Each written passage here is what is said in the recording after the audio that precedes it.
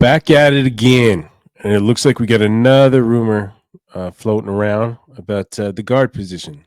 Uh, it appears that Bradley Beal is on the verge of a buyout with the Phoenix Suns, which I think everybody knew was coming for quite some time because they couldn't trade that guy. And he's one of two players, LeBron being the other, that has a no trade clause. But the interesting thing here is when he does become a free agent, the Lakers are one of the teams that he's interested in joining. And there's a handful, but the Lakers are in the mix. I'm your host, Ryan Ward, and this is the Jello Jiggling Podcast. Please subscribe and like and do all the bells and whistles down there. Please comment if you got something to say. Maybe I respond, maybe I don't. I think this is interesting. I mean, Beal's past his prime. He's not the player he once was. He kind of struggles being a complimentary player as well.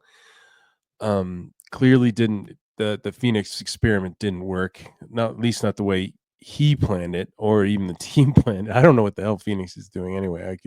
I think we all kind of know that at this point after all the failed experiments with KD and now Beal and Chris Paul.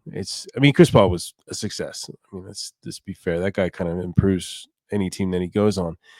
But here we go. Here's a tiny little breakdown of Bradley Beal right now at this point in his career. He's 32 years old. He hasn't played more than 53 games since the 2021 season. That's not a good sign. He averaged 17 points, 3.3 rebounds, 3.7 assists, 1.1 steals, and shot kind of an impressive 49.7% from the field and 38.6 from deep. He's a consistent free throw shooter, 80%, 80.3, and he's a three-time All-Star. He's kind of a proven commodity, but the thing is, does he fit? Where does he slide in? What do the Lakers do to make room for him? I think if he's available and he's willing to come, you kind of have to make room for him. I think he makes the team better. He does make the team better. Substantially, I don't think so. I don't think there is any move that they could make that would make them substantially better at this point, which is unfortunate, but it is what it is. You kind of got to work on the fringes now and then try and do what you can to be competitive in a crazy stacked Western Conference that's only getting better. I saw that the Clippers made another move today. Pretty odd one, but I do think it might actually make them a little bit better. And here's another thing. Bradley Beal's interested in joining the Clippers as well. It's one of his preferred destinations once he hits a free agency. So that's not great. If they get Beal and they just got John Collins in this deal where they sent out Norman Powell, which might have been the move. Maybe they've got a good indication of Beal's interest in joining the Clippers rather than the Lakers or any of the other teams that he listed. I'll have a look right now. It's Mark Stein that reported this, the interested teams thing. At least that's where I saw it first. And Stein is pretty good about getting on this stuff quickly. But here we go. Let's see. Yada. Furthermore, impact. Okay, that's too far down.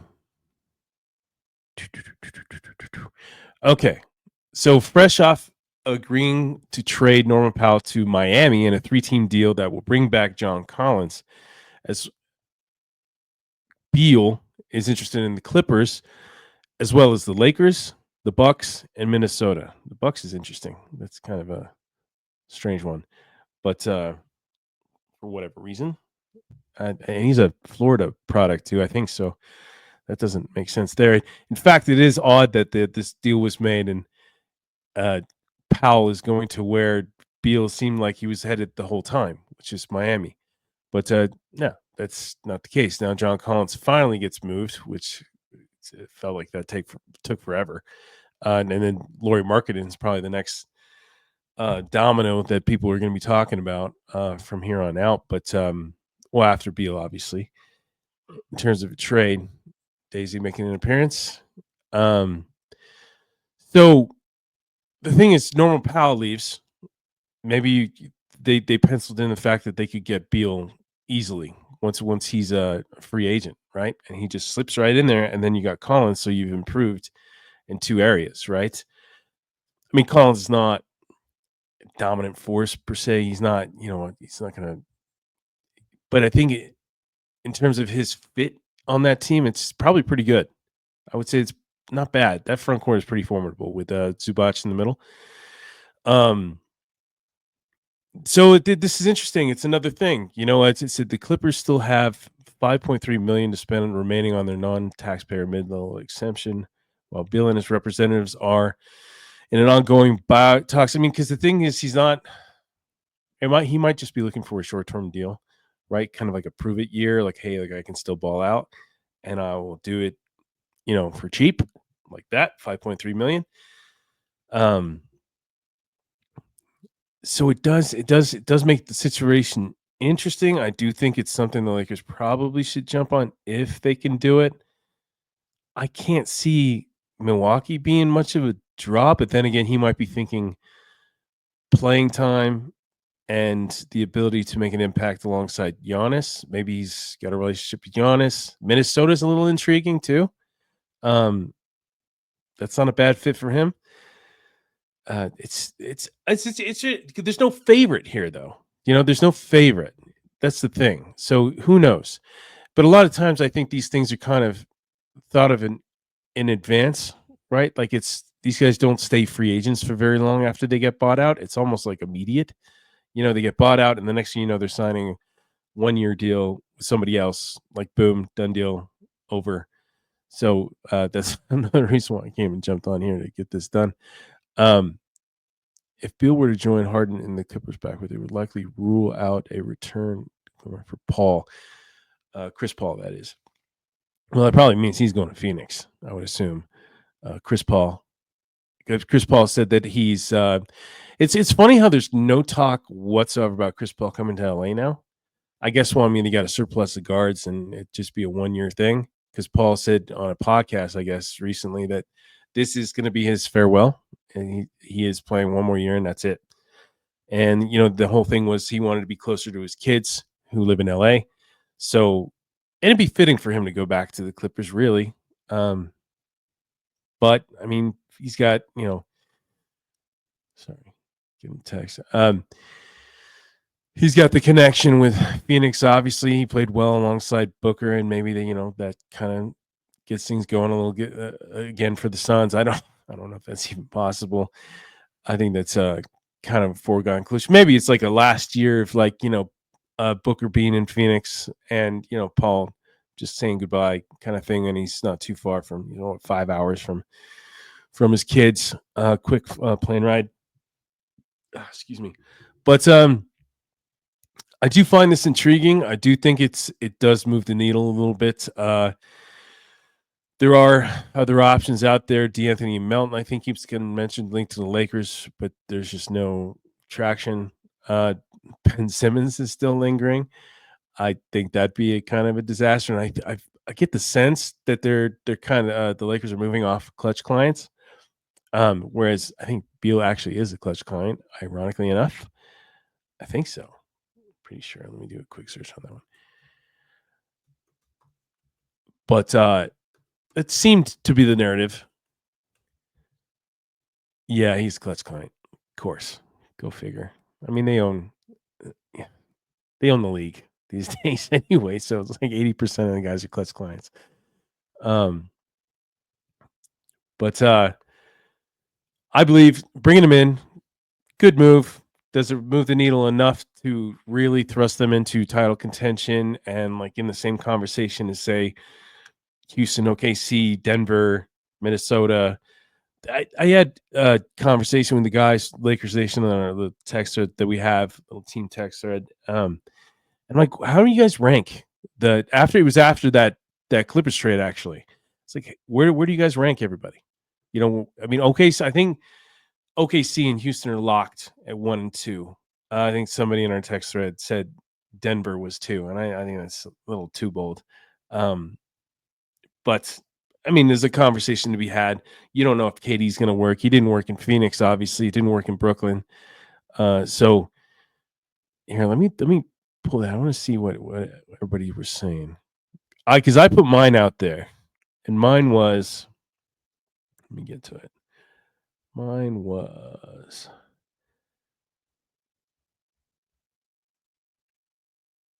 Oh no, that's the wrong thread. Sorry, that's our podcast thread. uh, where are we at? It got a conversation going. That's why I thought it was so interesting because I just thought of it once that trade happened. So mine personally is OKC number 1, Houston 2, and this is just the West standings. Minnesota 3, Denver 4, Clippers 5, Mavs 6, Warriors 7, Lakers 8. I know it's Lakers are way down there, and an argument could be made. You add Beal, Lakers go ahead of Warriors maybe, and Dallas maybe. Dallas. Somebody in our thread, I think it was Daniel Starkane, said that he can't see Dallas being top 6 if without Kyrie for that amount of time.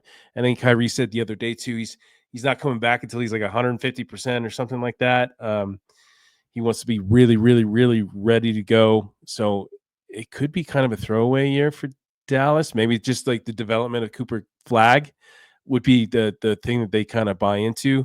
That you still got Clay, what's left of Clay, and AD, and see where it all goes. And then you got D'Lo kind of shoulder the load a little bit, but you can't replace Kyrie now, especially now with D'Lo. I mean, D'Lo can get going, and maybe this is the ideal situation for D'Angelo Russell, right? Being where he's like 4th, 5th on the totem pole, and he's not that secondary third scorer.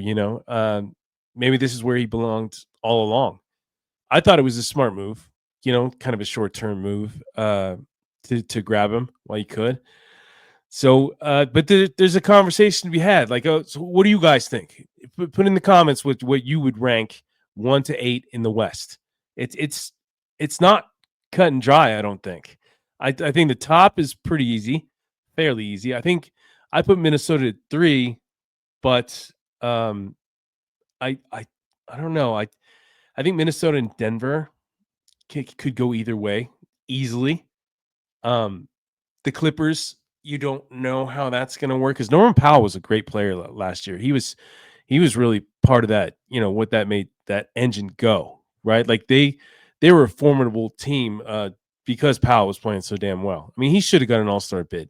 In fact, I thought it was pretty crappy that LeBron waited till the very last minute to say he wasn't playing the All-Star game because he could have just opted out and given that to Sabonis or Powell, which would have been the first nod for either guy, and obviously something that goes down in their career.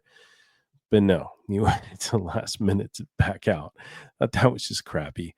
But I mean, whatever, dude. A lot of people got opinions on that. I thought it was unnecessary. Like, well, why do that when you can help somebody else out? Sabonis is down the street in Sacramento.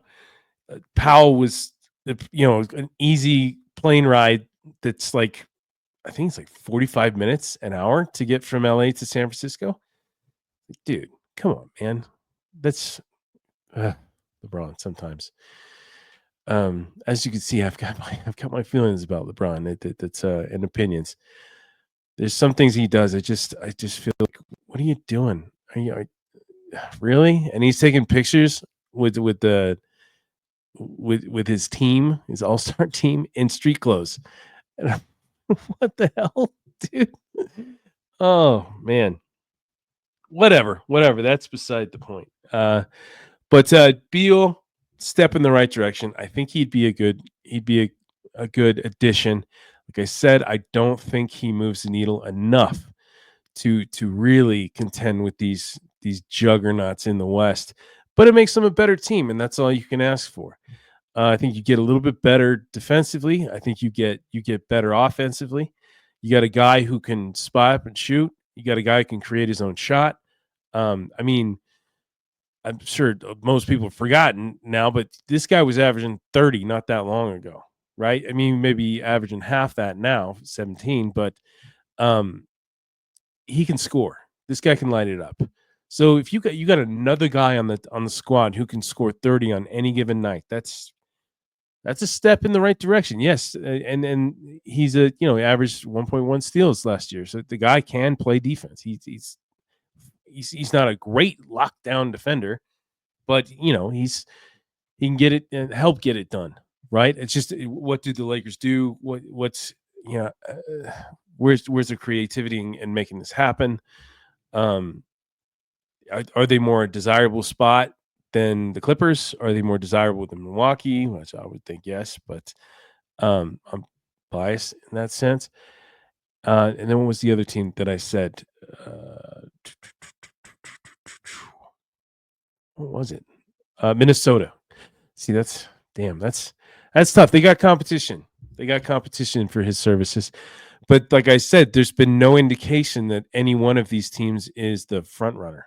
So that could change by the time this podcast comes out because it tends to leak like that. Especially if this is in motion, right? So it's not like really a bad thing for a team to talk or a player or his representation to talk to another team. And if he's a clutch client, he's already got that door open with the Lakers. Um, maybe that's what gives him the edge. I mean, hopefully for the Lakers' sake. Like I said, I wouldn't mind it. It'll be a prove it year for him. He'll have a chance to show, hey, look, I'm still that guy. Like I still deserving of like a 3-year deal, maybe. You know what I mean? That's gonna pay him a decent amount. And I can, or maybe he's just in championship mode already. Maybe he's just like, hey, look, I am tired of playing for crap teams. And like, he spent a lot of his time in Washington. I'm sure that was frustrating as hell. I know he was pretty loyal there. He didn't want to leave for the majority of his career, even though they were going nowhere once John Wall was gone. And it's just, it was a mess. But his time in Phoenix, maybe it opened his eyes. Hey, look, I'm not getting any younger. I'm 32.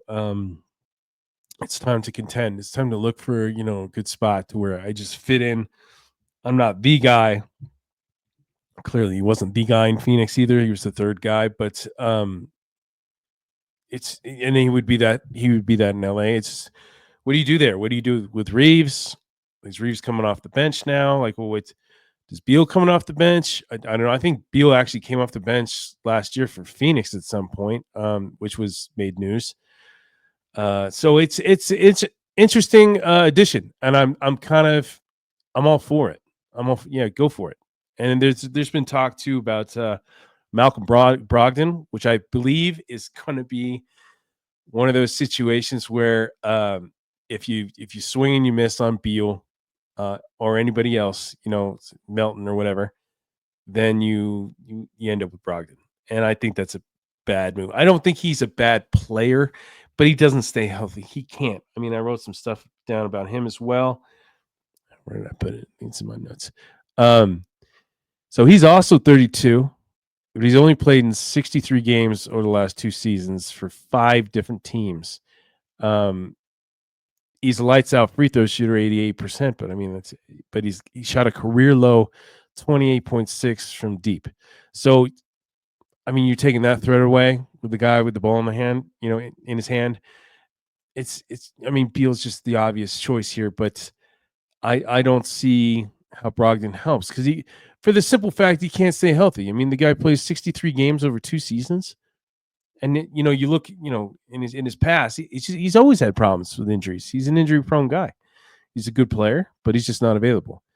And availability should be somewhat priority number 1 for the Lakers, right? Like it's for some reason this team seems to get these guys who just fall apart physically. It's like Christian Wood. I mean, how many Lakers fans have already forgotten that guy's name? And I just reminded them that he was around, and he was supposed to play last season, but he didn't. It's I don't know, but then again, beggars can't be choosers, right? Like they're in a situation where they need somebody to help them improve all around, and Beal fits that bill, and. I mean, Brogdon, I guess you get better. I mean, he averaged 12.7 points, 3.8 rebounds, 4.1 assists. But then like I said, he shot career low is that a career low too?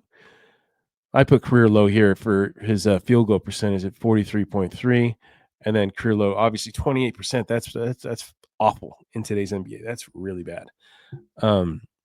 But he shoots the lights out from free throw line, but that's not exactly something you talk about. Even though I brought it up, I just thought it was, it was just the stats that kind of stuck out to me as like being consistently good or consistently bad.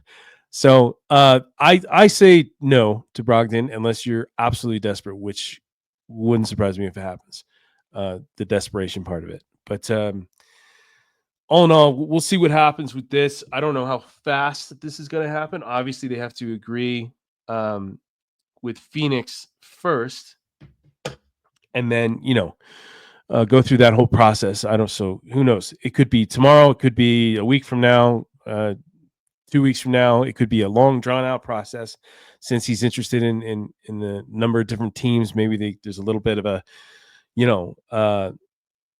maybe Beal's like, oh, well, I don't know yet. I don't know. This is a tough choice, yada, yada, yada. And it is kind of a tough choice. I mean, all those teams are playoff teams, right? And a couple of them are title contenders or potential title contenders. So what do you value? What's he thinking? You know what I mean? Is he thinking of a team that's got cap space after this season? You know what I mean? Like there's just so many things that could be going on in that guy's mind. And what his representation's telling him as well. So you never know. But until that happens and until something else crazy happens, I mean, another thing I didn't bring up yet is Dalton Connect is looking pretty bad in Summer League. It's only 2 games in, but not good at all. I wrote some Cole Swider, actually, name from the recent past. He's been killing it. He's had 20 or more points in 2 games and just shooting the lights out. But Connect has been awful. He hasn't hit a single 3. He's 0 for 9. He's only hit 5 field goals in 2 games. He just doesn't look good. The only good part that I could see is he's got 4 steals over 2 games. So he's a little bit better defensively. But the thing is, Summer League's a mess, right? There's a ton of turnovers. There's a lot of inexperienced players. There's guys that get exposed fast, right? So, steals and stuff like that happen. So it is kind of an inflated stat a little bit, I would say. But the thing is, Connect is the star, basically whoever he plays. You know what I mean? In this California Classic, I think Khalil Ware was the guy that everybody was looking at that second game against Miami. But you expect more from Connect than this. This is just not good. I mean, he played 30 minutes the first game. He went 3 for 13, 10 points, 4 rebounds, 2 assists, 2 steals, and a block. Second game, he played 22 minutes, 2 for 7, 0 for 3 from deep, 4 points, 3 rebounds, 2 assists, 2 steals, and a block. I mean, he's checking the boxes some of these other categories, but I mean, not like a crazy amount, but it's just not a good sign. You want to see this guy dropping 30.